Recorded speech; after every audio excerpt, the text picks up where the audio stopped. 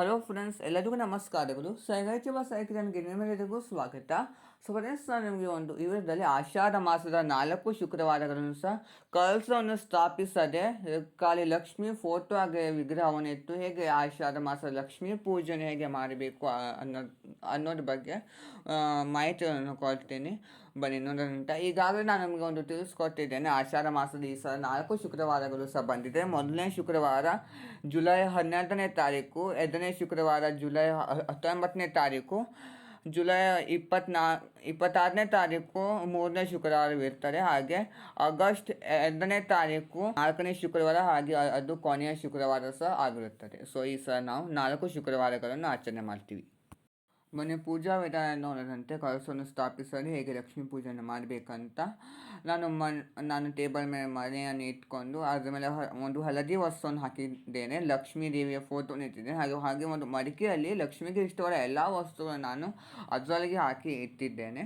ಹಾಗೆ ಒಂದು ತಾಮ್ರದ ಪ್ಲೇಟ್ ಮೇಲೆ ನಾನು 3 ಹಿಡಿ ಅಕ್ಕಿಯನ್ನು ಹಾಕಿ ಅದ್ರ ಮೇಲೆ 2 ವಿಳೆದೆಲೆ ಇಟ್ಟು ಶ್ರೀಮಂತ ಬರೆದು ಅಕ್ಷತೆಯನ್ನು ಹಾಕಿ ಗಣೇಶ, ಲಕ್ಷ್ಮಿ ಹಾಗೆ ವೆಂಕಟೇಶ್ವರ ಸ್ವಾಮಿಯನ್ನು ನಾನು ಪ್ರತಿಷ್ಠಾಪನೆ ಮಾಡಿಕೊಂಡು 2 ಗೆಜ್ಜೆ ವಸ್ತುವನ್ನು ಹಾಕಿದ್ದೇನೆ. ಹಾಗೆ ಸೇವಂತಿ ಹೂವಿನಿಂದ ನಾನು ಒಂದು ಅಲಂಕಾರ ಮಾಡಿದ್ದೇನೆ. ಹೂಗಳಂತ ಅಂದರೆ ವಿಷಯಕ್ಕೆ ಬಂದರೆ, ನೀವು ಕನಕಾಂಬರ ಹೂವನ್ನು ಲಕ್ಷ್ಮಿಗೆ ಇಡುವುದರಿಂದ ಅದು ನಿಮಗೆ ತುಂಬಾ ಒಂದು ಒಳ್ಳೆಯದು. ಸೊ ನೀವು ಒಂದು ಕನಕಾಂಬರ ಹೂವನ್ನು ಇಟ್ಟು ನೀವು ಪೂಜೆ ಮಾಡ್ಕೊಳ್ಳೋಂತ ಮಾತ್ರ ಮರೆಯಬೇಡಿ. ಹಾಗೆ ನೀವು ಇದರ ಬದಲಿಗೆ ಈ ಥರ ಸಹ ಮಾಡ್ಬೋದು.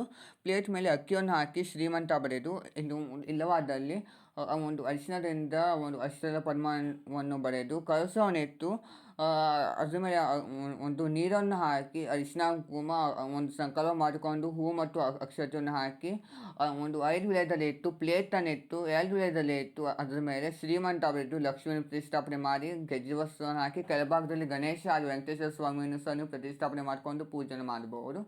ಆದರೆ ನಾನು ನಿಮಗೆ ತುಂಬಾ ಸಿಂಪಲಾಗಿ ಒಂದು ತಿಳಿಸ್ಕೊಡ್ತಾ ಇದ್ದೇನೆ ಹೇಗೆ ಮಾಡಬೇಕಂತ. ಲಕ್ಷ್ಮೀ ದೇವಿಯ ಮುಂದೆ ಒಂದು ಪ್ಲೇಟನ್ನು ಇಟ್ಟಿದ್ದೇನೆ ಕುಂಕುಮಾರ್ಚನೆ ಮಾಡಲಿಕ್ಕೆ ಅಂತ. ಹಾಗೆ ಇಷ್ಟು ನಾನು ಒಂದು ಪೂಜೆಗೆ ಒಂದು ಸಿದ್ಧತೆ ಮಾಡ್ಕೊಳ್ಳುವಂಥದ್ದು. ಹಾಗೆ ಲಕ್ಷ್ಮೀ ದೇವಿಗೆ ಆಭರಣ ಅಂತ ಹಾಕುವಾಗ ನೀವು ಒಂದು ಶುದ್ಧಿ ಮಾಡಿಕೊಂಡು ಹಾಕುವುದು ತುಂಬಾ ಒಂದು ಉತ್ತಮ. ಹಾಗೆ ದೀಪವನ್ನು 2 ಕುಬೇರ ದೀಪವನ್ನು ತುಪ್ಪವನ್ನು ಹಾಕಿ 2 ಲವಂಗವನ್ನು ಹಾಕಿ ನಾನು ದೀಪಾರಾಧನೆ ಮಾಡ್ತಾ ಇದ್ದೇನೆ. ಲಕ್ಷ್ಮೀ ದೇವಿಯ ಫೋಟೋಗೆ ಸಹ ಹೂಗಳಿಂದ ಅಲಂಕಾರ ಮಾಡಿದ್ದೇನೆ. ಪ್ರಸಾದಕ್ಕೆ ಅಂತ ನಾನು ಸಿಹಿ ಪೊಂಗಲ್ ಮಾಡಿದ್ದೇನೆ. ಸಿಹಿ ಪೊಂಗಲ್ ಹಾಗೆ ತಾಂಬೂಲ, ಎಲೆಯಡಿಕೆ ದಕ್ಷಿಣ ಹಾಗೆ ಕಿತ್ತಳೆ ಹಣ್ಣನ್ನು ಇಟ್ಟಿದ್ದೇನೆ. ಹಾಗೆ ತೀರ್ಥ ಅಷ್ಟನ್ನು ನಾನು ಪೂಜೆ ಮಾಡ್ಕೊಳ್ತಾ ಇದ್ದೇನೆ. ಅಗರಬತ್ತಿಯನ್ನು ಬೆಳಗ್ಗೆ ಲಕ್ಷ್ಮೀ ದೇವಿಯ ಒಂದು ಅಷ್ಟೋತ್ತರವನ್ನು ಹೇಳ್ಕೊಂಡು ಕುಂಕುಮಾರ್ಚನೆಯನ್ನು ಮಾಡಿ, ಇಲ್ಲವಾದ ನೀವು ಬಳೆಗಳಿಂದ ಅರ್ಚನೆ ಮಾಡಬಹುದು, ಬೆಳ್ಳಿ ಫ್ಲವರ್ಸ್ಗಳಿಂದ ನೀವು ಅರ್ಚನೆ ಸಹ ಮಾಡಬಹುದು. ಹಾಗೆ ನೀವು ಕಾಯನ್ನು ಒಡೆದು ಸಾಂಬ್ರಾಣಿ ಧೂಪವನ್ನು ಹಾಕಿ ನೀವು ಒಂದು ಮಂಗಳಾರತಿ ಮಾಡಬೇಕಾಗುತ್ತದೆ, ತುಪ್ಪದ ಆರತಿ. ಈ ರೀತಿ ನೀವು ಬೆಳಗ್ಗೆ ಪೂಜೆ ಮಾಡಿಕೊಳ್ಳುವಂಥದ್ದು. ಸಂಜೆ ಸಮಯದಲ್ಲಿ ಅಂದರೆ ಸಂಜೆ ದೀಪ ಹಚ್ಚುವ ಸಮಯದಲ್ಲಿ 2 ತುಪ್ಪದ ದೀಪವನ್ನು ಹಚ್ಚಿ ಲಕ್ಷ್ಮೀ ದೇವಿಯ ಮುಂದೆ.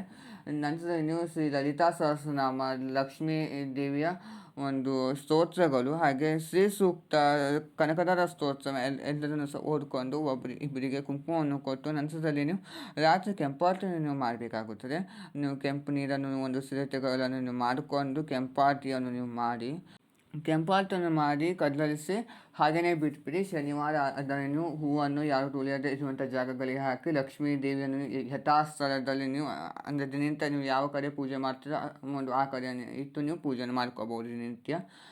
ಹಾಗೆ ಕೆಂಪಾರತಿಯನ್ನು ನೀವು ಶುಕ್ರವಾರ ಒಂದು ಹೊರಗೆ ಹಾಕಲು ಹೋಗಬೇಡಿ. ಶನಿವಾರ ಅದನ್ನು ಒಂದು ಹೊರಗೆ ಹಾಕಿ ನೀವು ದಿನನಿತ್ಯ ಪೂಜೆ ಮಾಡುವಂಥದ್ದೇ ನೀವು ಮಾಡ್ಕೋಬಹುದು.